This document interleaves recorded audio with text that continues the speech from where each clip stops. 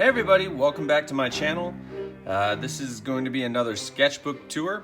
So as I previously said, my sketchbook tours going forward are going to be theme based, and the theme for this sketchbook is anime characters, kind of done in my style. And I had a few different ideas for this theme, but the Sailor Moon redraw thing was going pretty crazy. And it was awesome to look at all the different artists doing their versions of Sailor Moon. So I did mine. I'm like, well, that's perfect. That'll be the start of this new sketchbook theme. So all the drawings in this sketchbook are going to be kind of anime characters in my style. I was going to quickly show you guys the materials I've been using. All these are done with the same drawing materials on Strathmore toned gray paper. So this gray paper, it's not as warm as the tone tan, so it's harder to use as just a regular skin tone like I do on the tone tan. So I've been using colored pencils to do the skin tones, which I really like. I've said in the past I really like the contrast between these big pens and the markers, and the colored pencil adds kind of like a nice graininess to it all as well. It's still pretty smooth, so I feel like it goes well with them, but it's just got a nice, rough, artistic quality to it. So this is the little pouch I carry around. I've had it forever. I'm not even sure. Designed for arrangement is what it's called, but I just like the shape of it. It fits everything I normally use, and I can carry it with one hand. But these are the markers I've been using. I use Copics as well, but I've been getting these for like half the price of Copics, and I really like them. They're Master Touch. I get them at Hobby Lobby. And I actually bought a bunch of neon colors. And the neon doesn't look neon on the tone gray, because the gray shines through because marker is transparent. So the colors kind of change as you use them on this paper. And I really found that I like the neon colors the best. So I've been using those, and then all the drawing parts of this, the Bic pen stuff, I use a couple different kinds of Bic pens. This is the crystal ones. I use these generally for outlines. The ink kind of flows a little bit heavier out of these ones. And then for most of the drawing part, I use these round stick Bic pens, and they work really great too.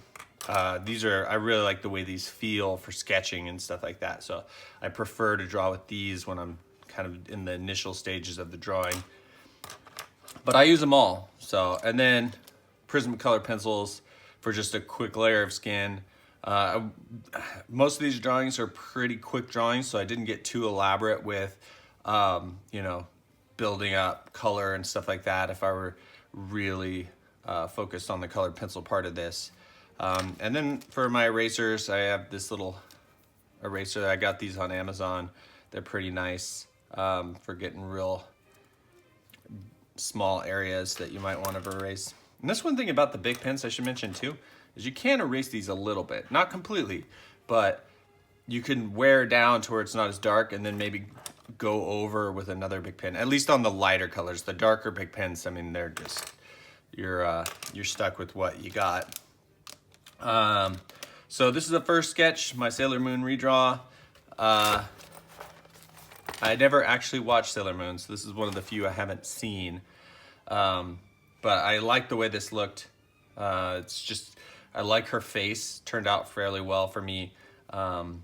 There's always that quality of kind of cuteness, and whether you nail it or not determines if it's a good drawing or not. So I felt like she's pretty kind of interesting, and this was a super quick drawing.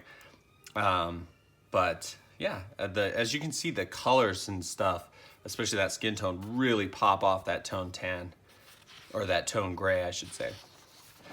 So this was this is probably the most separated from the animes as far as what it looks like. This is, I watched an anime on Netflix recently called Parasite, and these humans, like, it's a really crazy, weird, mature anime, and people's arms turn into these weird tentacle things and stuff. It's super creepy. So that was kind of the sketch for this one.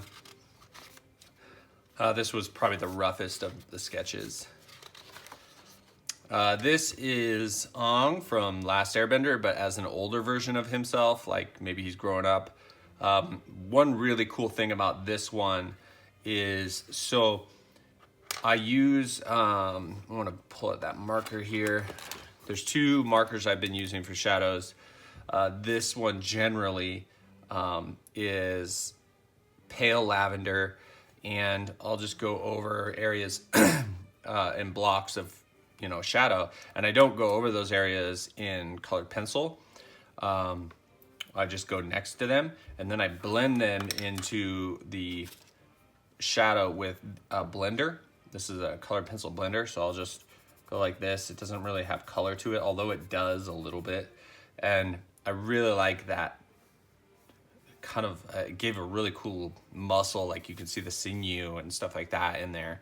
And again, these are quick drawings, but I could definitely see potential for that in a much more time-consuming, elaborate drawing to really pull off some pretty high-end drawing stuff. So, and then this is the other marker I use for shadows, but this is a pretty dark one, so I rarely use this one. This is Lavender, number 83. This is Tokyo Ghoul sketch. Really quick sketch. I wanted to keep it rough. I decided to do all these cool faces in the background with the neon pink. And I've actually never seen this anime. This is one I need to watch. I know it's in the top 10 list of a lot of people. So, but as far as the character goes, it's an interesting character, scary looking. But this is one where I, filled the whole page with sketching, and these faces and stuff were kind of an afterthought. But I sketched all these out with just marker, so no pencil or anything like that. None of these drawings, I should say, have any pencil in them whatsoever. It's all ink, which for me, I really like the way that's been looking. I just like that texture that it gives to the whole drawing. These are pretty fast, fresh drawings, and I really like that kind of rough artistic quality that they've had. This is Goku.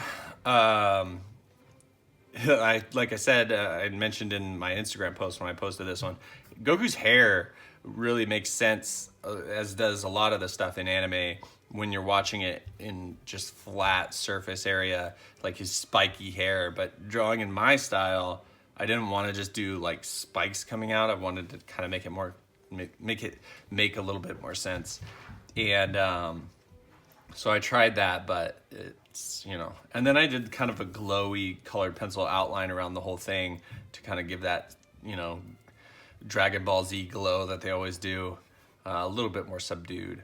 But, and I should say with my style, the style I do of drawing, a drawing like this is, I kind of have that same anime style a little bit, but a little bit more realistic. Like I don't make the eyes as big, like my features and stuff tend to be a little bit more realistic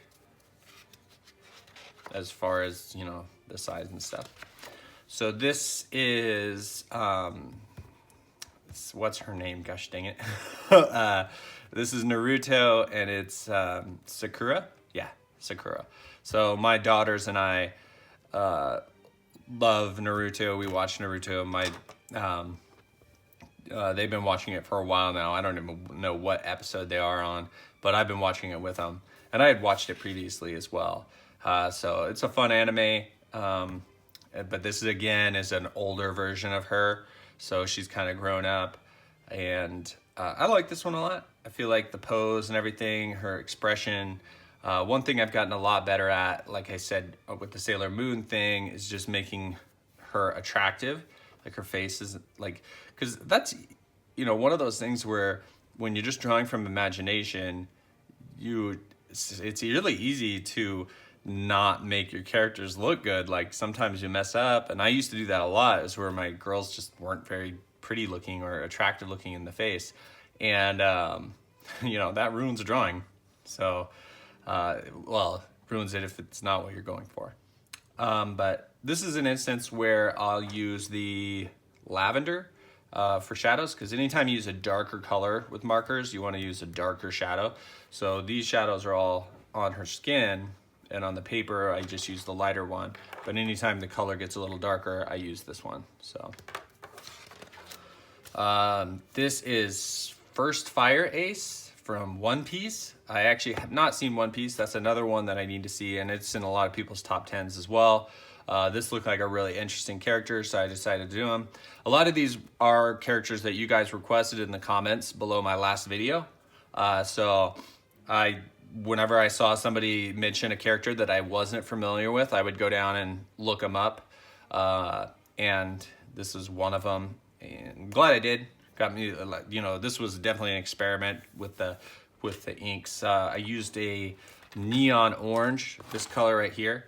And again, this neon really is a lot brighter on a different color paper, but for the tone gray, it works really well.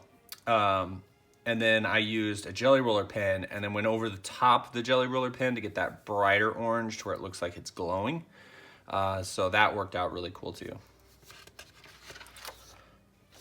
This is Kill la Kill, which I learned that translates into Dressed to Kill, which makes a lot more sense when you consider what they wear in the anime series. But yeah, I've seen a few episodes of this, but it didn't really catch didn't hook me at all. But this is you know, a lot of people like this anime. I might give it another try eventually, but it was a fun drawing to do. Obviously their outfits are fun to draw. They're crazy. I know the premise of it from the episodes I watched, that her outfit is a living thing, but I don't know much more than that. So if you guys watch this with any of the drawings, if you guys watch these animes, I'm curious what you think about all of them. So let me know in the comments below. This is Death Note. So the anime Death Note. I love drawing creepy, scary faces like this. It's a nice change of pace from some of the other stuff. I just love drawing it. And as you can tell, I've been kind of incorporating like graphical elements into the background just to make it a whole drawing. But yeah, this one, his outfit, you know, sometimes I stuck with what he looked like as a character from a few pictures that I had looked at, and he was all black. But if I could go back, I would just change some colors just to make it a little bit more interesting. I'd add some white fur maybe around his feet. I don't know why I didn't.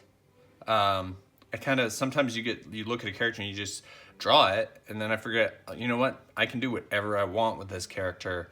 I should have changed some stuff, so. But anyway, pretty creepy, fun looking character.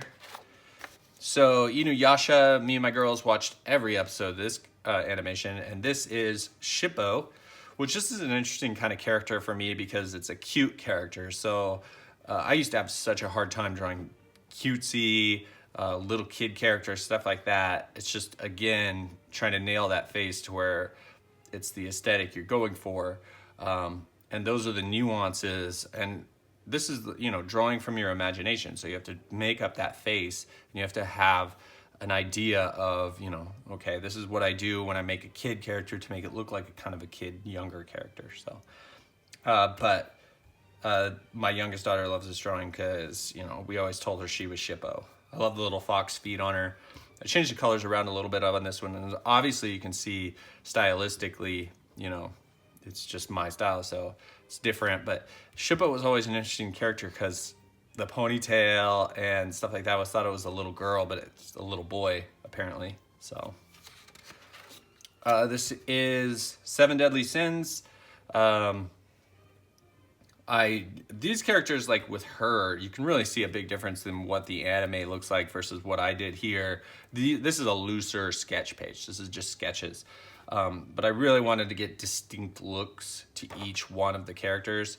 Her face, her nose is a little bit wonky, but I wanted to make her, you know, buff, like unexpectedly buff for a girl. And then the captain, I wanted him to look kind of just disheveled, like he's kind of like a, I don't know, pot smoking. And then this guy, Bon, had a really, I feel like I really like the way I made his face look because they're all so distinct. And that's what I was kind of going for on these sketches. They have personalities. It's not a generic face that I draw every single time. I try and vary things to where the characters each have their own unique look. So a page like this where I do 4 characters on one page, the goal is to really make them look unique. So this is Cowboy Bebop. I haven't watched this in a really long time. I watched this in high school. This was one of the first animes that really introduced me personally to anime.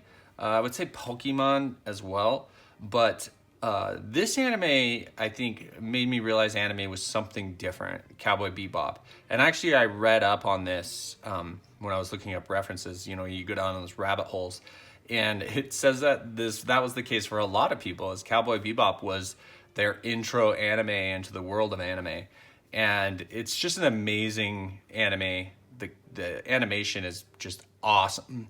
That's one reason I love anime, is how dynamic and just what a unique creation, like artistically, anime is. It's got its unique style. It's, you know, been drawn that way for years. But I love how dynamic the movements in the animation are. How when a character kicks, their leg completely distorts. Or how they just don't feel the need to have the same face. You know, like their faces will do crazy things to get across emotion. It's really an interesting thing as far as storytelling, using art and, you know, and somebody, I have to look up the history of anime, but I just feel like it's a really brilliant form of art, and it probably doesn't get a lot of the credit from Western cultures that it deserves. So, but as far as this illustration goes, this one, it's stylized for sure, but it's got a little bit more realistic approach to it, kind of like the anime itself, especially like her face. I feel like it's very fresh and but still has a very realistic quality to it with this real subtle expression. Those subtle expressions they're one of those things that as you get better and better at drawing and you start to be able to kind of grasp the subtle changes in a face or something like that that really give personality, those are the things I'm like really proud of when I see them in my own art. So but anyway, you guys, that's the first themed sketchbook. Hope you guys liked it. My next theme is going to be fantasy art. So fairies, dragons, all kinds of stuff like that. I've got a big project coming up that I've never been able to do before, and I'm really happy that I get an opportunity to do it, which is a real comic book cover. And I'll talk more about that as I go through the process of creating that. So I'm sure you guys will see some videos dealing with that and stuff like that, because that's kind of a dream come true of mine, is to do a comic book cover. So I'm really excited. Speaking of comic book covers, tonight on Geek, Nerd, the comic book shop I sell my sketch covers through, Chris, who runs that store, is going to be selling my Vampirella cover. Last week at Saturday at 7 o'clock, on Geek Nerd's Facebook page, he does live sales, and he'll sell one of my covers, which Bruce won the auction for the last cover I did, which was a Army of Darkness cover. So I'm really happy for Bruce that he got that. That's awesome. I love it, you know, when you guys come from my channel and support me, you know, checking out my art, and it's great all around. And the live sales, if you've never seen one, are pretty fun. He sells comic books and all kinds of stuff on the live sales, so definitely check that out. But I'll be in the comments kind of just commenting and actually buying stuff. I always buy a lot of comics on the live sales as well. I really enjoy them, and it's just kind of fun. So anyway, like I said, that's the video, guys. Thanks for watching, and I will catch you guys later.